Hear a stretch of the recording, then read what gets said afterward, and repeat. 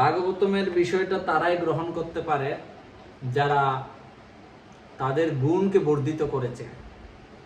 রজ তম গুণের মধ্যে অবস্থিত থেকে কখনো সেই ভাগবতমের জ্ঞান কখনো অর্জন করা সম্ভব হবে না। এখন রজ এবং তম গুণে কারা আছে তার বিষয়ে 17 অধ্যায়ের মধ্যে আয়নার মতো পরিষ্কার করে দিয়েছেন রজতম ব্যক্তিদের লক্ষণ কি। এই জন্য আমরা এখানে হিমো গ্রুপে যারা আছি আমরা ভাগবতম গ্রহণ করার যতটুকু প্রয়োজন আমরা এতটুকু গ্রহণ করব। যেমন তার একটা উদাহরণ দিই, যে আমি ভাগবতমের যে 10টা বিষয়ের কথা বলেছি, তো এখন আমি যদি জিজ্ঞাসা করি আমাদের পাপন প্রভুকে, যদি বলি যে ভাগবতমের 10টা বিষয় বলুন, এখন হরিমন প্রভুকে যদি জিজ্ঞাসা করি 10টা বিষয় বলুন, হয়তো আমরা বলতে পারবো, হয়তো বা বলতে পারবো না। বলতে পারবো না কেন না, আমরা সে বিষয়ে কি নয় সংযত ছিলাম না। সংযত, সাপোজ ধরেন কখনো কখনো দুই পক্ষের কখনো কখনো যুদ্ধ হয়, বা হতে পারে যুদ্ধ হতে পারে, মানে ঝগড়াঝাটি হতে পারে।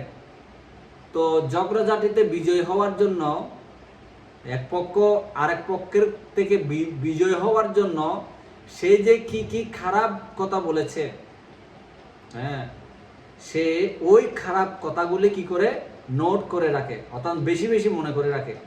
কেননা তিনি অর্থাৎ নিকট স্থানীয় যে পুলিশ স্টেশনে সেই প্রমাণগুলি দেওয়ার জন্য শুধু মনে রাখে না, সে আরো প্রুফ রাখে এই ব্যক্তিতে এই বিষয়টা করেছে, এরকম প্রুফ রাখে। তো ভাগবতম যারা গ্রহণ করে, যারা মূল ভাগবতম মানে প্রকৃত ভাগবতম জ্ঞান গ্রহণ করতে ইচ্ছুক, তারা প্রত্যেকটা বিষয় তারা নোট করবে, নজরে রাখবে এবং প্রশ্ন করবে যে প্রভু আপনি যে বলেছেন 10টা বিষয় তো আছেই, এরপরে 10টা বিষয় শ্রীমদ্ ভাগবতম পুরো অধ্যায়টা 18,000 শ্লোক বিশিষ্ট ভাগবতমের মধ্যেই 10টা বিষয় বর্ণনা করা হয়েছে, যেমনটি গীতার মধ্যে 5টা বিষয় বর্ণনা করা হয়। তো এই ভাগবতমের যে বিষয় যদি প্রশ্ন করা হয়, যে আমরা আলোচনায় বলেছিলাম যে শত গোস্বামীকে প্রশ্ন করেছিলেন 6টা প্রশ্ন। এখন আমি প্রশ্নটা বলে গেছি, কত গুরুত্বপূর্ণ বিষয়। এখন আমি যদি আমাদের শিল্পী মাতাজি আছে, সাথী মাতাজি আছে, তো যাই হোক, আমি যদি একজনকে জিজ্ঞাসা করি আচ্ছা এই 6টি প্রশ্ন কি কি, তো আমি আসলে এই কথাগুলি কেন বলছি, আমরা যাতে আরো সুচ্চার হই, অর্থাৎ যত্নবান হই ক্লাসের প্রতি, ভাগবত ক্লাসের প্রতি আমরা যত্নবান হই, যেই ক্লাসটাই করি না কেন। আমি যক্রার উদাহরণ দিয়েছি কেন, যে আমরা মূল খারাপ জিনিসগুলি পয়েন্ট আউট করি, আমরা পয়েন্ট করে মানে প্রশাসনের কাছে জয়ী হওয়ার জন্য, সমাজের কাছে জয়ী হওয়ার জন্য। তো নিজেকে জয়ী করার জন্য একজন বক্তা যখন বক্তব্য পেশ করে, সেই বক্তার যে বক্তব্যগুলি আমার জীবনে কিভাবে, মানে আমার জীবনকে কিভাবে আলোকিত করবে, হ্যাঁ, এই জন্য এই আলোকিত কিভাবে করবে সেটা আমাদের জানা উচিত। তো যাই হোক, তো আমি কখনো কখনো আমি প্রশ্ন জিজ্ঞাসা করি, আমার প্রশ্ন জিজ্ঞাসা করার কোনো না, প্রয়োজন বোধ মনে করি না। তারপরে আমি কেন প্রশ্ন করি, যাতে আমরা যতটুকু জেনেছি যদি কোনো সন্দেহ থাকে সে বিষয়ে প্রশ্ন করি, আমাদের 5 মিনিট 10 মিনিট প্রশ্ন উত্তর থাকে। তো আজকের যে আমরা আলোচনা গত ক্লাসে আমরা প্রথম পর্বে আমরা আলোচনা করেছি প্রথম স্কন্দ এবং ভাগবতম 18,000 শ্লোক, সেই ভাগবতম কিভাবে প্রকাশিত হয়েছে, তো এবং সেই ভাগবতমের বিষয়বস্তু কি, এবং শত গোস্বামীকে 6টা প্রশ্নের মধ্য দিয়ে এই ভাগবতম প্রকাশ হয়। বিশেষ করে এই ভাগবতম কিভাবে প্রকাশিত হয়েছে, যে শুকদেব গোস্বামী থেকে, ব্যাসদেব থেকে শুকদেব গোস্বামী থেকে শত গোস্বামী থেকে নৈমিষারণ্য ঋষি, এইভাবে ভাগবতম পরম্পরাক্রমে এবং পরম্পরা প্রাপ্ত ইমাম রাজস্বয় বিদেশ কালেন মহতি যোগ নষ্ট পরন্তপ ভাগবতম এসেছে গুরু পরম্পরার মাধ্যমে। এই ভাগবতমের যে রস, এটা আস্বাদন করা আমাদের মতো অস্বাভাবিক ব্যক্তিদের জন্য নয়। তাই এই ঘোর রহস্য, এখন আমি আজকে একটা ক্লাস রেডি করেছিলাম, তো ক্লাসটা অত্যন্ত গুহ্য থেকে গুহ্যতর। তখন আমার মাথায় এসেছে না, এই গুহ্যতর জ্ঞানটা ওনাদেরকে এখানে এই ক্লাসে দেওয়া যাবে না। কেন দেওয়া যাবে না? কারণ আমি একও তো জানি এই ক্লাসের বৈশিষ্ট্য কি, আবার এটাও জানে এই ক্লাসে কারা কারা এই ক্লাসের যে শাস্ত্র গ্রহণ করতে ইচ্ছুক আর কারা কারা গ্রহণ করতে পারবে। আমি ঢেলে দিলাম, আমি মাথার উপর তুলে দিলাম, কিন্তু ধারণ করার ক্ষমতা কতজনের আছে? সেজন্য আমি সেই গুহ্যতম বিষয় যদি বলি, এখন যদি আমি বলি 12টা রস, কারণ আজকের শ্লোকটা হচ্ছে নিগম কল্পতরু গলিত ফলম সুখ মুখাদমৃত ধ্রুব সংযুতম পিবত ভাগবতম রসমালয়ম। এখানে রসমালয় শব্দটি বর্ণনা করতে গিয়ে শিল প্রভুপাদ 12টা রস সম্বন্ধে বর্ণনা করা হয়েছে। এই রসগুলি সম্বন্ধে যখন আমি আপনাদেরকে বর্ণনা করব, আমার মনে হয় না একটা কর্ণ দিয়ে যাবে, সব মাথার উপর দিয়ে যাবে। হ্যাঁ, মাথার উপর দিয়ে চলে যাবে। কারণ এই যে 12টা রসের মধ্যে মুখ্য রস হচ্ছে শান্ত, দাস্য, সৈক্য এবং বাৎসল্য এবং মাধুর্য। এই যে রসগুলি সম্পর্কে যখন আমি বর্ণনা করব, মানে 80% থেকে 90% আমাদের মাথার দিয়ে উপদেশ। তাই আমি সিদ্ধান্ত নিয়েছি, না, আমাদের এই ভাগবতমের যে প্রাইমারি শিক্ষা মানে ভাগবতমে কে কোথায় কিভাবে বলেছে এবং কেন বলেছে এবং সেই শ্লোক অনুসারে আমাদের শিক্ষণীয় বিষয় কি, সাধারণ শিক্ষণীয় বিষয় কি, এই বিষয়ে আমরা ভাগবতম আলোচনা করে যাব প্রাইমারি, যাতে আমরা ভাগবতমের প্রতি আকৃষ্ট হই এবং ভাগবতম পড়ার প্রতি আকৃষ্ট হয়ে ভাগবতমের দিকে ধাবিত হয়ে আমরা আলোক প্রাপ্ত হই। সেই জন্য আমি বলবো যে কিছু কিছু জিনিস আমাদের যেটা মনে না রাখলে হয় না, অবশ্যই আমাদের মনে রাখতে হবে। যেমন আমরা গীতায় আলোচনা করেছিলাম, যখন আমরা চৈতন্য মহাপ্রভুর গ্রুপে আমরা ক্লাস দিতাম, আমি আলোচনার মধ্যে আমি বলেছিলাম শ্রীমদ্ ভগবদ গীতার মধ্যে বিষয়বস্তু কি, ভগবদ গীতার কয়টা শ্লোক আছে, কে কয়টা শ্লোক বলেছে এবং কয়টা অধ্যায় আছে, সেই অধ্যায়গুলির নাম কি, কোন অধ্যায়ে কে কয়টা শ্লোক বলেছে এবং পূর্ণভাবে ব্যাখ্যা করেছে।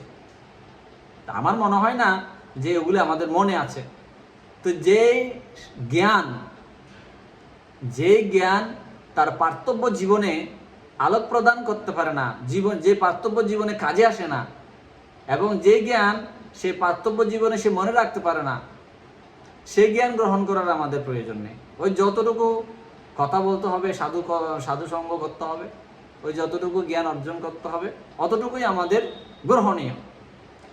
হরে কৃষ্ণ। তো আজকে আমরা ভাগবতম ধারাবাহিক ক্লাসে সবাইকে স্বাগত জানাচ্ছি। তো আমি প্রথম থেকেই বলছি, আমাদের এই ভাগবতম ক্লাস হচ্ছে প্রাইমারি লেভেলের জ্ঞান, যে জ্ঞানটা আমরা সাধারণভাবে বুঝবো এবং সাধারণভাবে দিয়ে থাকবো। কারণ এর নিগম বিষয়টা যখন আমি আলোচনা করব, তখন আমরা আমাদের মাথার উপর দিয়ে যাবে। এতে আমরা সন্দেহ প্রকাশ করতে পারি, সন্দেহ প্রকাশ। হ্যাঁ, সন্দেহ কেন? কিছু কিছু বিষয় যখন আমি বলবো, এই যে কৃষ্ণ স্বয়ং রাধারানী আর কৃষ্ণের বিগ্রহ মিলিত তনু হচ্ছে সেই শ্রীমান মহাপ্রভু। এই ধরনের অসংখ্য ব্যক্তিত্বশীল ব্যক্তিরা আছে যারা তাদের প্রকাশ হয়ে এই জগতে আবির্ভূত হয়েছে। যেমন রাধারানী গদাধর পণ্ডিত রূপে আবির্ভূত হয়েছে। এই ধরনের কথাবার্তাগুলো কাল্পনিক মনে হবে যখনই আমরা আমাদের গুণকে বর্ধিত করব না, ততক্ষণ পর্যন্ত আমাদের এই লীলা বা ইতিহাসগুলি আমাদের কাল্পনিক মনে হবে। তাই প্রভুপাদ আদেশ করেছেন, প্রথমে আমাদের এই যে জ্ঞান গ্রন্থ অধ্যয়ন করার জন্য অবশ্যই আমাদের সত্যগুণ অধিষ্ঠিত হওয়া উচিত। রজা তমগুণে যদি অধিষ্ঠিত হয়ে আমরা জ্ঞান অর্জন করি, তাহলে আমরা মায়াবাদী হব, নাহলে নির্বিশেষবাদী হব। মায়াবাদী আর নির্বিশেষবাদী হয়ে আমরা ভক্তি যুগের প্রতি কটাক্ষ করব এবং ভগবানকে অবিশ্বাস করব, যার ফলশ্রুতিতে প্রভুপাদ বলছেন আমাদের সত্যগুণ অধিষ্ঠিত হয়ে জ্ঞান লাভ করা উচিত। আর এই জ্ঞান থেকে জ্ঞান যখন আমরা পাবো, তখন আমরা বিশুদ্ধ সত্যগুণ অধিষ্ঠিত হয়ে ভগবানের সেবায় যুক্ত হব। তো আজকের ভাগবতমের মূল দুইটা বিষয় আমরা দুইটা শ্লোক আমরা আবৃত্তি করব।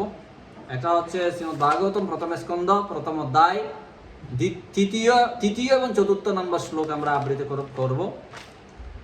তো এর আগে আমরা সংক্ষিপ্ত মঙ্গলাচরণ। ওম অজ্ঞানতিমিরান্ধস্য জ্ঞানং যেন শলাকয়া চক্ষুरुन्मीलितं येन तस्मै श्रीगुरुवे नमः। श्रीचैतन्यमनोभीष्टं स्थापितं येन भूतले स्वयं रूपकदा मह्यं ददाति स्वपदान्तिकं। वन्दे अहं श्रीगुरु श्रीयुतपदकमलं श्रीगुरून् वैष्णवांश्च श्रीरूपं साग्रजातं सहगणा रघुनाथान्वितं तं सजीवं साद्वैतं सावधूतं परिजनसहितं कृष्ण चैतन्य देवं श्री राधा कृष्ण पादन सहगणा ललिता श्री विशाखान्वितां स। नमो ओं विष्णुपादाय कृष्ण प्रेष्ठाय भूतले श्रीमती भक्तिवेदांत स्वामिनी ते नामिने। नमस्ते सरस्वती देवी गौरवाणी प्रचारिणे निर्विशेष शून्यवादी पाश्चात्य देशतारिणे। वाञ्छाकल्पतरुभ्यश्च कृपा सिन्धुभ्य एव च पतितान् पावनेभ्यो वैष्णवेभ्यो नमो नमः। हे कृष्ण करुणा सिन्धु दीनबन्धु जगत्पते गोपेश गोपिका कान्त राधा कान्त नमस्तते। तप्त काञ्चन गौराङ्गी राधे वृन्दावनेश्वरी विश्ववानुसुते देवी प्रणमामि हरिप्रिये। जय श्री कृष्ण चैतन्य प्रभु नित्यानंद श्री अद्वैत गदाधर शिवासादि गौर भक्तवृंद। हरे कृष्ण कृष्ण कृष्ण हरे हरे हरे राम राम राम हरे हरे। ओम नमो भगवते वासुदेवाय ओम नमो भगवते वासुदेवाय ओम नमो भगवते वासुदेवाय। तमादिदेव करुणानिधानं तमालवर्णं सहितावतारम् अपार संसार समुद्र सेतुं भजाम्यहं भागवतं स्वरूपम्।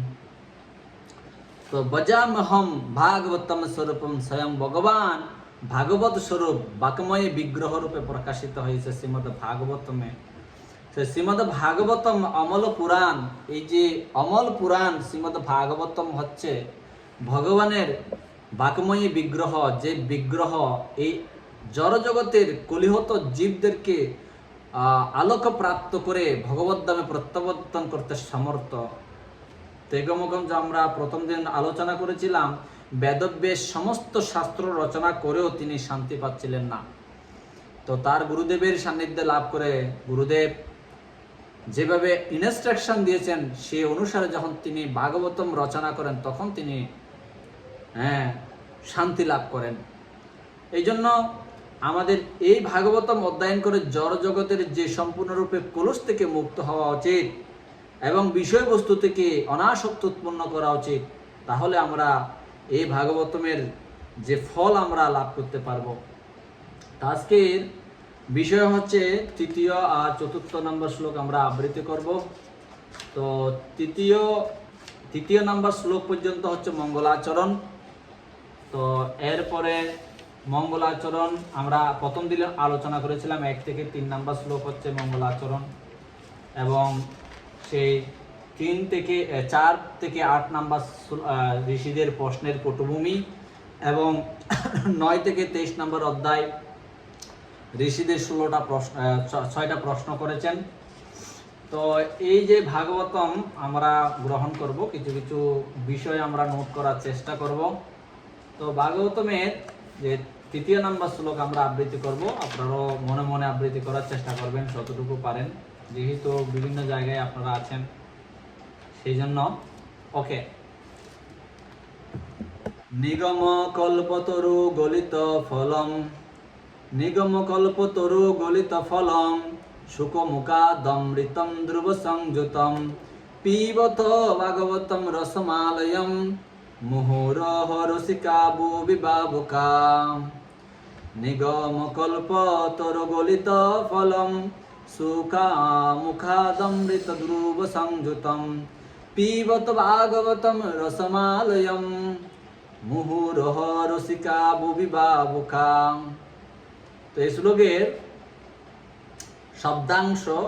শব্দাংশ কি আমরা বলি নিগম কল্পতরু গলিত ফলম, মানে কি নিগম কল্পতরু মনে হচ্ছে ভগবান স্বয়ং নিজেকে প্রকাশ করেছে।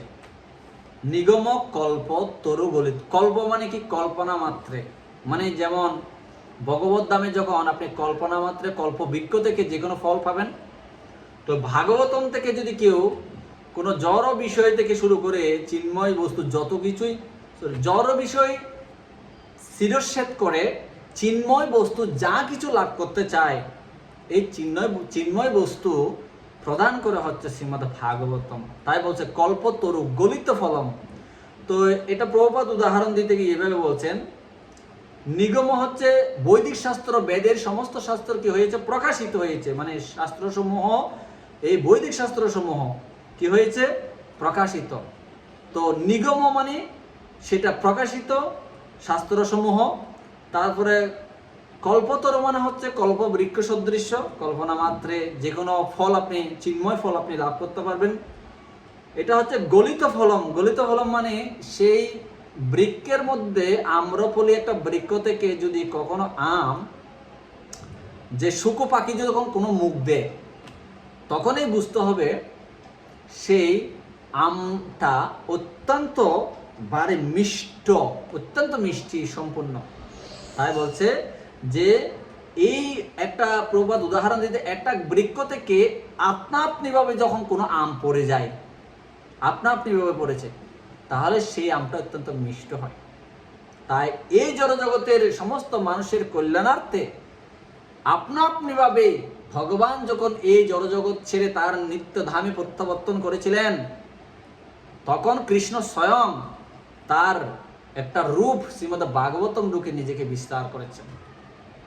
তাই বলছে যে এই সুপক্ষ ফল সুখদেব গোস্বামীর মুখ থেকে কি হয়েছে প্রকাশিত হয়েছে বিদায়, যে সেটা অত্যন্ত পরিপক্ক হয়েছে, যে খেতে পরিপক্ক। যেমন একটা কাঁচা আম খেতে কেমন টেস্ট, এর থেকে একটু মোটামুটি পাকা আম কেমন টেস্ট, আর যে আমটা একদম পেকে মানে একদম খুব মিষ্ট হয়ে গেছে ভিতরে, সেটা খেতে কেমন। আর এটা এমন আম হয়েছে বলছে অমৃত সে মুখাদ অমৃত ধ্রুব সংযুতম পিবত ভাগবতম রসমালয়ম। সেই আমটা আর কামড়িয়ে খাওয়ার মতো ছিল না, সেটা পিবত মানে হচ্ছে মানে জলের মতো পিয়ে খাওয়া, পিবত ভাগবত রসমালয়ম। তো ভগবতের যে রসের অমৃত সেটা প্রদান করেছেন রসমালয়ম। তারপরে বলছে কি মুহুরহ রসিকা বুবি ভাবুকা, বলছে এটা অহরহর পান করেন। কারা পান করেন? মুক্ত পুরুষরা পান করেন। এই জন্য এই যে শাব্দিক অর্থে আমাদের ভাগবতমের যে শাব্দিক অর্থে এই শ্লোকটা আপনাদের জন্য আমাদের জন্য কত গুরুত্বপূর্ণ, যে ভাগবতমের বিষয়ে মানে ভাগবতমটা কি। আপনি বাজারে গেছেন, তা আপনার জিনিস কিনবেন, কি কিনবেন? এই কি কিনবেন শব্দটি হচ্ছে যে কি কিনবেন, কেন কিনবেন। কিটা কি? আম। তো আমরা কেন খাবেন? তো কিভাবে খাবেন? পিবত। সেই জন্য ভাগবতমটা কি? ভাগবতম হচ্ছে বৈদিক শাস্ত্রের সুপাক্য ফল। এই ভাগবতমটা কিভাবে গ্রহণ করতে হবে, কি এবং কিভাবে পাইতে পারেন আপনি? আপনাকে করিত করতে হবে। আম যেমন করিত করতে হয়, আপনাকে করিত করতে হবে। করিত কি করছেন এখন? এই যে আপনি সময় নষ্ট করছেন, ভাগবতম ক্লাসে এসে সময় দিচ্ছেন, তারপরে সাধু সঙ্গ করছেন, হ্যাঁ। তো এই জন্য বলছে আমি করিত করব, তারপর আমি পাবো, তারপর আমি খাবো কিভাবে? পিবত, আরামে খাবো, আরামে খেতে চাই। তো আরামে খেতে হলে আমাকে গ্রহণ করতে হবে ওভাবে। পিবত রসমালয়, এই রসটা হচ্ছে অমৃত। কিভাবে? সেই জন্য ভাগবতমটা কি, এই 3 নম্বর শ্লোকে ভাগবতমের বিষয় সম্পর্কে বর্ণনা করেছেন। এটা কি ফল, এটা কেমন ফল। কি ফল? আম্রফল। কেমন ফল? অত্যন্ত রসের আলয়, মানে রস মাধুরী। আর এটা কি করে বলছে, এটা কি করে? এটা কারা গ্রহণ করে? মুক্ত পুরুষরা গ্রহণ করে। মুক্ত পুরুষরা গ্রহণ করে কি হয়? মুক্তি লাভ করে। তাহলে আপনারা আমার কি কথা, যে মুক্তি লাভ করতে চাই তাহলে এ ভাগবতমের আশ্রয় গ্রহণ করতে হবে। এরপরে অনুবাদে কি বলছে দেখি। হে বিচক্ষণ এবং চিন্তাশীল মানুষ, হে বিচক্ষণ এবং চিন্তাশীল মানুষ, মানে আপনা আমাকে বলছেন হে বিচক্ষণ এবং চিন্তাশীল মানুষ। এখন বিচক্ষণ কারা আর চিন্তাশীল কারা? চিন্তাশীল মানে কি না, আমি চিন্তা করব যে আমার গাড়ি হোক, আমার বাড়ি হোক, আমার অমুক হোক, আমার তমুকে, এরকম কিছু চিন্তা করব না। চিন্তাশীল মানে হচ্ছে যে সিম্পল লাইফ আর হাই থিঙ্কিং, সরল জীবন এবং উচ্চ চিন্তা। এই যে উচ্চ চিন্তা হচ্ছে চিন্তাশীল ব্যক্তি। উচ্চ চিন্তা কি? আমি ভগবত ধামে থেকে এসেছি, আমি ভগবত ধামে চলে যাওয়াই হচ্ছে আমার চিন্তা, কৃষ্ণ প্রেম লাভ করে হচ্ছে আমার চিন্তা। তো সেজন্য বলছে প্রথম শ্লোকের, আমি শ্লোকটা পাঠিয়ে দিয়েছিলাম, অনুবাদটা আপনাদেরকে দিয়ে নেই মনে হয়। তো বলছেন হে বিচক্ষণ এবং চিন্তাশীল, মানে বিচক্ষণ মানে সব কিছুতে বিচার করেন যে না, যেমন একটা মা যখন স্বর্ণ কিনতে যায়, একটা মেয়ে যখন স্বর্ণ কিনতে যায়, তখন দেখবেন সেই স্বর্ণটা খাঁটি কিনা। তো একটা ইমিটেশনের দোকানে তো কিছুদিন ইমিটেশন ছিল, পরে সে ইমিটেশন বলে স্বর্ণ বলে ইমিটেশন চালিয়ে দিচ্ছে। মানে বিদেশের মধ্যে এমন ইমিটেশন আছে যে স্বর্ণের সদৃশ্য দেখতে, তো সেটা মিথ্যের আশ্রয় গ্রহণ করে সে কি করছে, বিক্রি করছে। তখন যদি বিচক্ষণ আছে তিনি কিন্তু সেই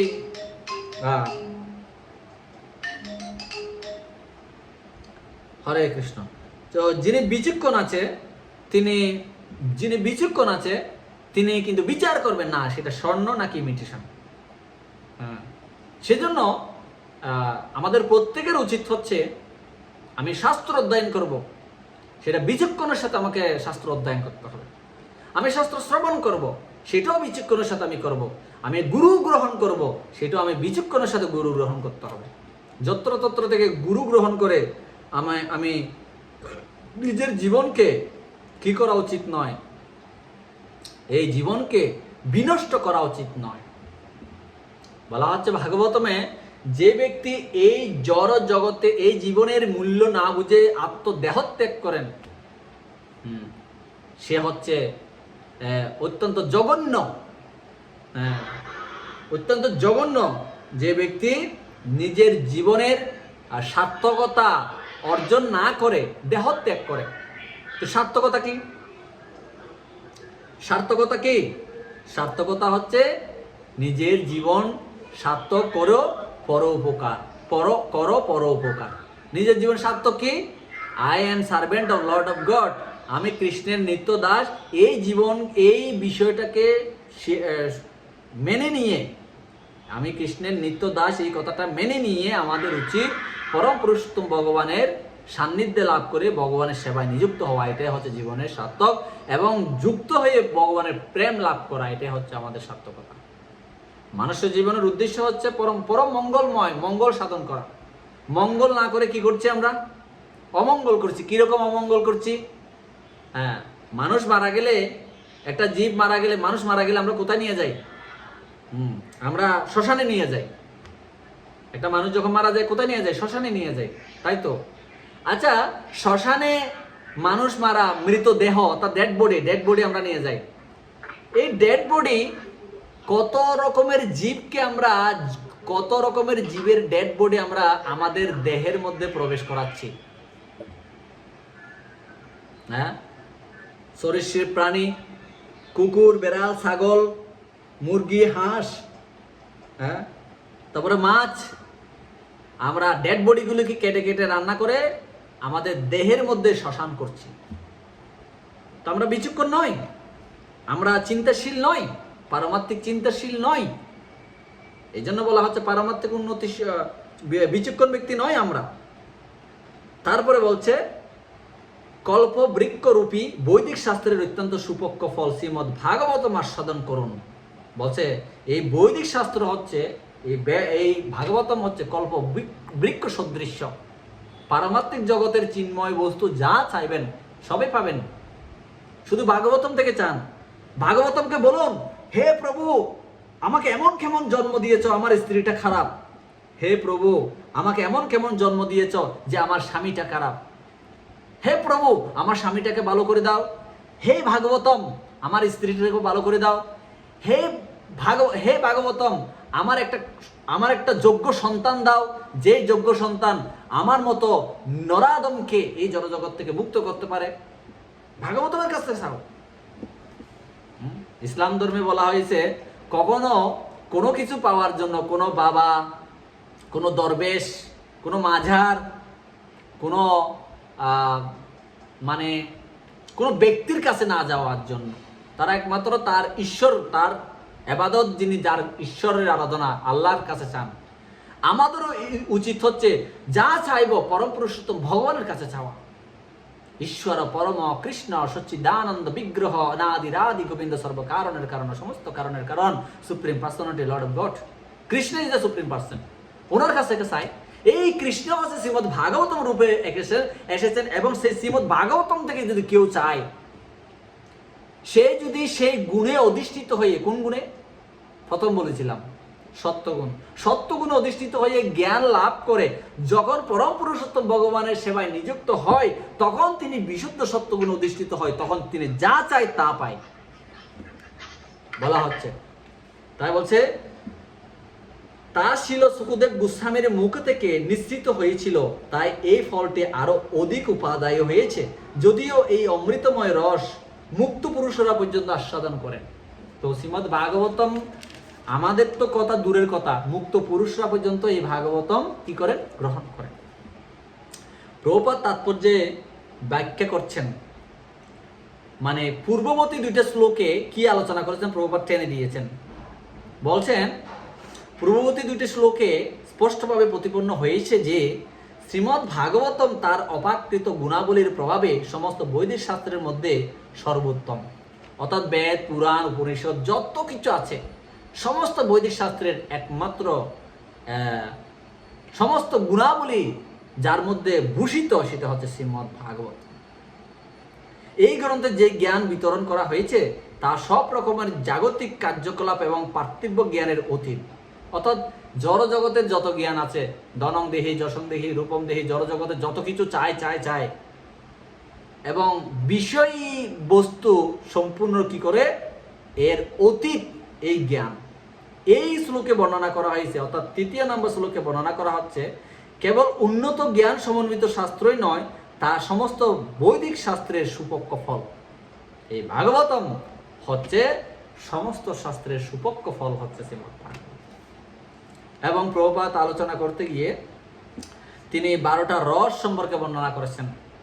একটা হচ্ছে 12টা রস হচ্ছে রুদ্র, অদ্ভুত, হাস্য, বীর, করুণ এবং বিভৎস, ভয়ানক, শান্ত, দাস্য, সৈক্য, বাৎসল্য এবং মাধুর্য। তার মধ্যে প্রধানতম বিষয় হচ্ছে শান্ত, দাস্য, সাক্ষ্য,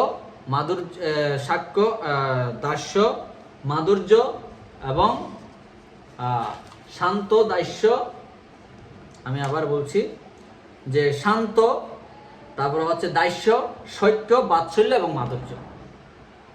তো শান্ত রসেও আপনি ভগবানের সেবা করতে পারেন এবং বাৎসল্য রসেও করতে পারেন, আবার বা দাস্য রূপেও করতে পারেন। অর্জুন করেছিলেন সত্য রূপে, বন্ধু, আমার বন্ধু, ভগবান হচ্ছে আমার বন্ধু, তাই আমি ভগবানের সেবায় বন্ধুর মতোই আমি জড়িত হয়ে ভগবানের সেবা করব। হনুমান, ভগবান শ্রী রামচন্দ্র, মর্যাদা পুরুষোত্তম রামচন্দ্রের সেবা করেছিলেন হনুমান, তিনি দাস্য রূপে ভগবানের সেবা করেছিলেন। তারপরে মাতা যশোদা, তিনি বাৎসল্য প্রেমে ভগবানের সেবায় যুক্ত হয়েছিলেন। মাধুর্য রূপে ভগবানের সেবায় যুক্ত হয়েছিলেন বৃন্দাবনের গোপীরা এবং দ্বারকার মহর্ষিরা। তারপরে শান্তরূপে ভগবানের সেবায় যুক্ত হয়েছিল গোবর্ধন পর্বতে যত বৃক্ষ ছিল, বৃন্দাবনে যত বৃক্ষ ছিল এবং যত পাহাড় ছিল, পর্বত ছিল, সকলে শান্ত রসে ভগবানের সেবায় যুক্ত থাকতেন। তা আপনি কোন একটা রসে ভগবানের সাথে যুক্ত হতে পারেন, আমরা হতে পারি। প্রভুপাদ আরো বলছেন, এই শ্লোকে স্পষ্টভাবে ব্যক্ত হয়েছে যে শ্রীমদ্ ভাগবতম যেহেতু বৈদিক জ্ঞানের সুপক্ষ ফল, তাই তা মুক্ত অবস্থাতে আস্বাদন করা যায়। শ্রদ্ধাযুক্ত চিত্তে এই অপাকৃত শাস্ত্র শ্রবণ করার ফলে হৃদয়ে ভরে এই পূর্ণ আনন্দ আস্বাদন করা যায়। কেউ যদি হৃদয় থেকে এই ভাগবতমের জ্ঞান অর্জন করে, তাহলে সে পূর্ণামৃত আস্বাদনম, সে নব নব আনন্দ আস্বাদন করতে পারেন। তবে যথার্থ বক্তার কাছ থেকে এই বাণী শ্রবণ করতে হবে। যথার্থ বক্তা মানে আসলে আমরা ভাগবতম জ্ঞান প্রদান করা, আমি ভাগবতম জ্ঞান প্রদান করা আমার অযোগ্যতা। আমি চাইবো আপনারা যারা ক্লাস শুনছেন, আমার মুক্ত পুরুষ যারা রয়েছে, সুখদেব গোস্বামীর মতো যে মুক্ত পুরুষরা যারা রয়েছে, তাদের কাছ থেকে শ্রীমদ্ ভাগবতম শ্রবণ করুন। এখন বলতে পারেন, প্রভু আপনি তো বলছেন আসলে আমাদের গীতা পড়া হয়েছে, রামায়ণও পড়া হচ্ছে, তো অনেকের অনুরোধ যে না ভাগবতম ক্লাসও চলুক, সেই জন্য ভাগবতম কথা বলা। না হলে বলা হচ্ছে, প্রভুপাদ বলছেন মুক্ত পুরুষদের কাছ থেকেই আমাদের এই ভাগবতম গ্রহণ করা উচিত। তো এমন অবস্থায় আমাদের ভাগবতম এভাবে গ্রহণ করতে হবে, যার কাছ থেকে শ্রীমদ্ ভাগবতম শ্রবণ করলে, যাত্রার কাছ থেকে ভাগবতম শ্রবণ করলে চলবে না। যেমন যে ব্যক্তি ভাগবতম পাঠ করে মানে কি করে, মানে অর্থ উপার্জন করে, যেমন দেখবেন ভাগবত বক্তা, কিছু কিছু বক্তা, এই যে দীনকৃষ্ণ ঠাকুর যে কৃষ্ণকে কি বলেছেন, যে অসুর বলেছেন, এরকম অনেক বক্তা আছে যারা ভাগবতম কথা বলে, মানে পাঠক নাম ধরে, বেশ ধরে ভগবানের বিরুদ্ধে আচরণ করে। তো এই ধরনের ভাগবতম, এই ধরনের বক্তা থেকে কখনো, এবং বলা হচ্ছে যেই পাঠক ভাগবতম কথা বলে অর্থ উপার্জন করে, এই ধরনের ব্যক্তির কাছ থেকে ভাগবতম শ্রবণ করা যাবে না। যথার্থ গুরু পরম্পরা ধারায় এই জ্ঞান আহরণ করতে হবে। প্রভুপাদ বলছে যথার্থ গুরু পরম্পরা মানে, পদ্মপুরাণে বলা হচ্ছে সম্প্রদায় বিহীনা যে মন্ত্রেশ্বর নিষ্ফলমতা অত চত্র সম্প্রদায়িনী। 4টা সম্প্রদায় আছে আমাদের, 4টা সম্প্রদায়ের মধ্যে শ্রী, ব্রহ্ম, রুদ্র এবং সনক, এই 4টা সম্প্রদায়ের মধ্যে যে কোনো একটা সম্প্রদায়ের সাথে যুক্ত হয়ে কোনো একজন শুদ্ধ ভক্ত থেকে এই ভাগবতম শ্রবণ করা আমাদের উচিত। চিন্ময় জগৎ থেকে এই জ্ঞান নিয়ে আসেন নারদ মুনি, এবং তিনি তার শিষ্য ব্যাসদেবকে এবং দান করেন। তো চিন্ময় জগৎ থেকে এই জ্ঞান নারদ মুনি থেকে ব্যাসদেব, ব্যাসদেব থেকে সুখদেব গোস্বামী, সুখদেব গোস্বামী থেকে সুত গোস্বামী, সুত গোস্বামী থেকে নমৈশ্বরের ঋষিরা, এইভাবে আমাদের এবং পরম্পরা প্রাপ্তম ইমাম রাজস্ব বিধি সকালে মহতি যোগ। ভগবান বলছে পরম্পরা ক্রমে এই জ্ঞান আমার মধ্যে প্রবাহিত হয়েছে। তো ব্যাসদেব তার পুত্র সুখদেব গোস্বামীকে দান করেছিলেন, এবং সুখদেব গোস্বামী পরীক্ষিত মহারাজকে 7 দিন ধরে শ্রীমদ্ ভাগবতম কথা বলেছিলেন। এবং প্রভুপাদ বলছেন আরো যে শ্রীমদ্ ভাগবত এত সাবধানতার সঙ্গে প্রদান করা হয়েছে যে ঐকান্তিক এবং নিষ্ঠাবান শ্রোতা ছিল সুখদেব গোস্বামী অথবা তার আদর্শ প্রতিনিধি শ্রীমুখ থেকে এই অমৃতময় রস পান করার ফলে তৎক্ষণাৎ বৈদিক জ্ঞানের সুপক্ষ ফল আস্বাদন করা যায়। তো যথার্থ শ্রদ্ধার সহিতে আমরা যদি সাধু, গুরু এবং শাস্ত্রের প্রতি শ্রদ্ধাবান না হই, এই জ্ঞান গ্রহণ করা যাবে না। শ্রীমদ্ ভগবদ্গীতা অধ্যায় নম্বর 4 শ্লোক নম্বর 39 ভগবান বলছেন শ্রদ্ধাবান লভতে জ্ঞান তৎপর সংযতেন্দ্রিয়। বলছেন শ্রদ্ধাবান ব্যক্তি পারমাত্মিক যে কর্তব্য জ্ঞান, পারমাত্মিক জ্ঞান লাভ করতে পারে, লভতে জ্ঞানম, লাভ করতে পারে জ্ঞানম, তৎপর সংযতেন্দ্রিয়, তিনি তৎপর হয় ভগবত ভক্তি অনুশীলনে, তৎপর সংযতেন্দ্রিয় জ্ঞানম লব্ধ পরম শান্তিম অচিরেণ অধিগচ্ছতি। বলছে জ্ঞানম লব্ধ পরম শান্তিম মানে কি, সেই পারমাত্মিক জ্ঞান লাভ করতে পারে, জ্ঞানম পরম শান্তি, পরম শান্তি লাভ করতে পারেন, এবং অচিরে মানে অত্যন্ত দ্রুততার সাথে পরম গতি লাভ করে, অতি গচ্ছন্তি মানে সে পরম গতি লাভ করতে পারেন। জ্ঞানবান ব্যক্তি লাভ করতে পারেন পরম গতি। কোন জ্ঞানবান ব্যক্তি কে জ্ঞান লাভ করতে পারেন? শ্রদ্ধাবান লভতে। কিসের প্রতি শ্রদ্ধা? সাধু, গুরু এবং শাস্ত্রের প্রতি গভীর শ্রদ্ধা। তাহলে সে ভাগবতম এবং গীতা বিভিন্ন শাস্ত্র গ্রহণ করতে পারে। তারপরে প্রভুপাদ আরো বলছেন যে রস সম্বন্ধে যারা জানতে ঐকান্তিক আগ্রহী তাদের ছিল সুখদেব গোস্বামীর দ্বারাই গুরু পরম্পরার মাধ্যমে শ্রীমদ্ ভাগবতের বাণী গ্রহণ করতে হবে। কেননা ছিল সুখদেব গোস্বামী হচ্ছে শ্রীমদ্ ভাগবতের আদি বক্তা এবং তিনি পারমাত্মিক বিজ্ঞান সম্বন্ধে অভিজ্ঞ কতগুলি বিষয়ই মানুষের মনোরঞ্জন করার জন্য মন গড়া কতগুলি কথা বলেননি। সুখদেব গোস্বামী যত্রতত্র যা তা কথা বলেননি, কিন্তু তিনি ভাগবত বক্তা এবং ভগবানের কাছ থেকে যা শ্রবণ করেছেন তাই বলেছেন। ৪র্থ নম্বর শ্লোক।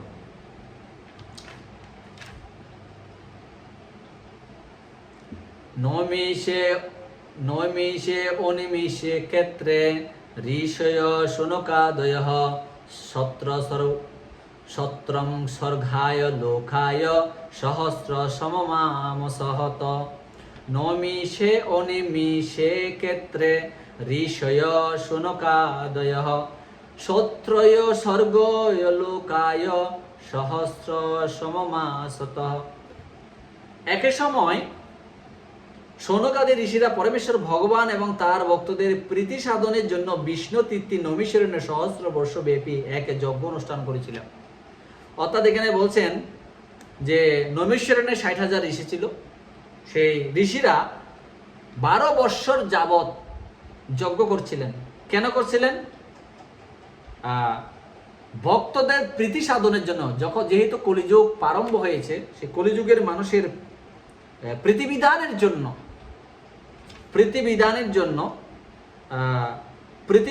জন্য তিনি কি করেছিলেন? নৈমিষারণ্যে সহস্র বৎসর ব্যাপী ১২ বৎসর, শাস্ত্রে মহাভারতে বর্ণনা করা হচ্ছে ১২ বর্ষ ব্যাপী তারা যজ্ঞ করছিলেন, ১২ বৎসর। তো যজ্ঞ করার কারণ কি? কলিহত জীবদেরকে প্রীতি লাভ করার জন্য। তো হঠাৎ করে একদিন কি করেছেন, কিভাবে সেই সত গোস্বামী ভাগবতম কথা শুরু করেন। তো এরকম একদিন সত গোস্বামীর পিতা হচ্ছে রোমহর্ষণ, বা লোমহর্ষণও বলা হয়, বা রোমহর্ষণও বলা হয়। তো সত গোস্বামীর পিতা রোমহর্ষণ ছিল বিদগ্ধ পণ্ডিত এবং তিনি ব্যাসদেবের অত্যন্ত প্রিয় শিষ্য ছিলেন। তো এরকম অনেকজন শিষ্যের মধ্যে একজন ছিল লোমহর্ষণ। এই লোমহর্ষণ পুরাণ এবং মহাভারত শ্রবণ করে বিভিন্ন দ্বিজদের প্রতি, অর্থাৎ ব্রাহ্মণদেরকে তিনি দান করতেন এই শাস্ত্রের জ্ঞান। তখন এই লোমহর্ষণ থেকে এই জ্ঞান লাভ করেছিলেন এবং তিনি জনমজয়ের যজ্ঞে এবং বৈশম্পায়নের কাছ থেকে তিনি মহাভারত শ্রবণ করেছিলেন, মহাভারত। এবং তিনি শ্রবণ করে এই মহাভারত কথা বলেছিলেন যে নৈমিষারণ্যের ঋষির কাছে, এবং ভাগবতম কথা বলেছিলেন। তো বলা হচ্ছে এই ভাগবতম যখন সত গোস্বামী শুরু করেন, সত গোস্বামী প্রথমে বিদগ্ধ পণ্ডিত ছিলেন, রোমহর্ষণের পুত্র। বিভিন্ন জায়গায় তীর্থে গিয়েছিলেন। তীর্থে যেতে যেতে যেতে তিনি জনমজয়ের যজ্ঞস্থলে গিয়েছিলেন এবং তিনি কুরুক্ষেত্রে যুদ্ধ দেখেছেন। সব কিছু দেখার পরে তিনি এসেছেন নৈমিষারণ্যে। তো এই যে রোমহর্ষণের পুত্র সত গোস্বামী সম্পর্কে নৈমিষারণ্যের ৬০,০০০ মনে ঋষিরা জানতেন। তিনি একদম বিদগ্ধ পণ্ডিত এবং পুরাণ কথা বলার একজন পাখি। তখন তিনি নৈমিষারণ্যের ঋষিদের সম্মুখে গিয়ে একদম ভদ্র লোকের মতো, একদম সোজা, মানে সাদাসিধে ব্যক্তির মতো দাঁড়িয়েছিলেন। বিনম্র চিত্তে, বলা হচ্ছে বিনম্র চিত্তে, মহাভারতে বর্ণনা করা হচ্ছে বিনম্র চিত্তে তিনি দাঁড়িয়েছিলেন। তখন নৈমিষারণ্যের ঋষিরা তাকে দেখে বললেন, দেখার সাথে সাথে তাকে বললেন, সত গোস্বামী, তাকে সত গোস্বামী তাকে বলার পরে তাকে বলছেন যে আপনি কোথায় ছিলেন এতদিন, আপনি কোথায় গিয়েছিলেন? তখন সত গোস্বামী বলছেন, আমি জনমজয় পরীক্ষিত মহারাজ, আমি কুরুক্ষেত্রে গিয়েছিলাম। বিভিন্ন তীর্থে গমন করার পরে আমি জনমজয়, যেখানে সর্প নিধন যজ্ঞ শুরু করেছিল, সেই যজ্ঞের মধ্যে আমি গিয়েছিলাম এবং সেখানে আমি মহাভারত শ্রবণ করেছিলাম যে বৈশম্পায়ন ঋষির কাছ থেকে। তখন সবাই জানতেন নৈমিষারণ্যে ঋষিদের মধ্যে প্রধান শৌনক ঋষি জানতেন যে সে হচ্ছে বিদগ্ধ পণ্ডিত। তখন তিনি বললেন যে আমরা তো হরে কৃষ্ণ কৃষ্ণ কৃষ্ণ হরে হরে, হরে রাম রাম রাম